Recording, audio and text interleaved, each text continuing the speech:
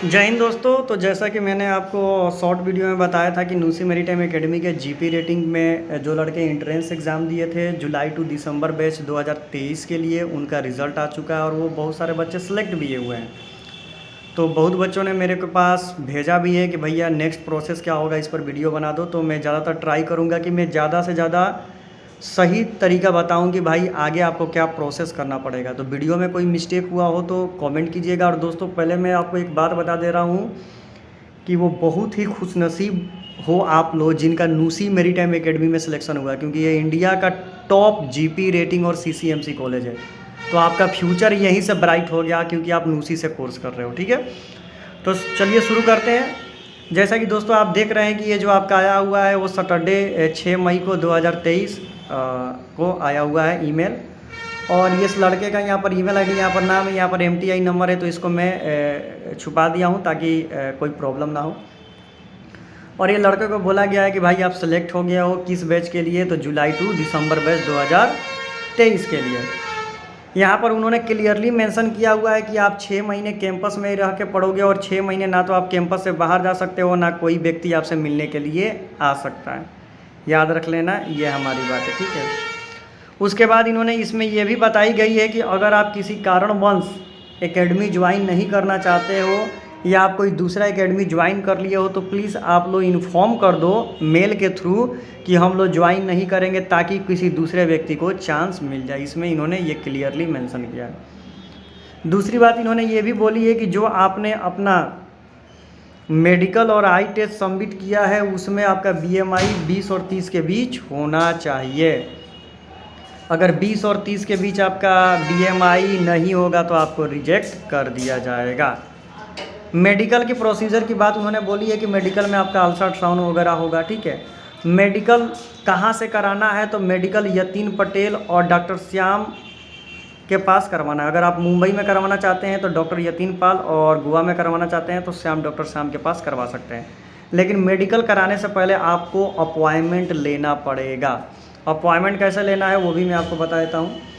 ठीक है, अपॉइंटमेंट लेने के लिए आपको क्या करना पड़ेगा, ठीक है, और मेडिकल में ये सारे डोज वहाँ पर आपको दे दिए जाएंगे। ठीक है, चलिए मेडिकल में हम आपको बताते हैं कि please disclose medical condition, treatment, medicine, surgery do not any two the employment doctor, please note that. कहने का मतलब है ना कि आपका कोई मेडिकल हिस्ट्री है तो प्लीज़ आप डॉक्टर को बता दीजिएगा, क्योंकि जहाज़ पर मेडिकल की फैसिलिटी उतनी अच्छी नहीं होती है। तो एट ए पॉसिबल जो हो सके सही बात बताइएगा।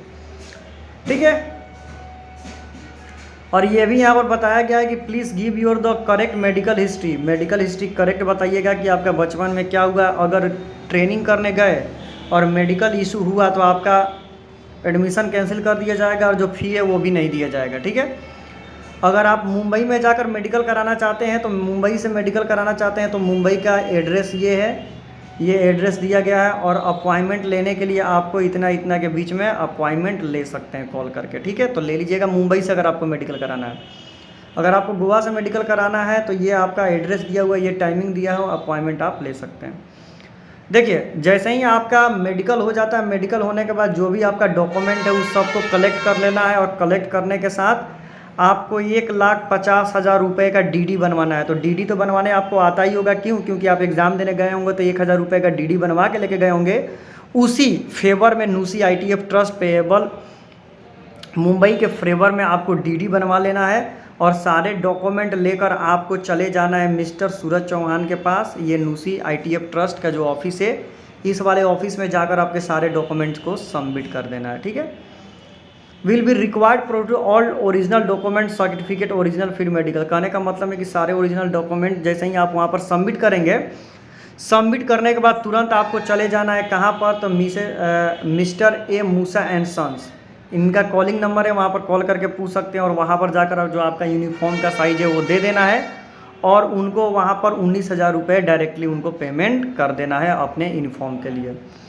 देखिए मैंने डीडी किस फेवर में बोला था, वही नूसी आईटीएफ ट्रस्ट इंडियन सी फेयर 1.5 लाख का डीडी बनवाना है। अब पेएबल मुंबई, डीडी तो आप लोगों ने को बनवाने आता ही होगा क्योंकि एग्जाम देने गए तो आप बना के ले गए।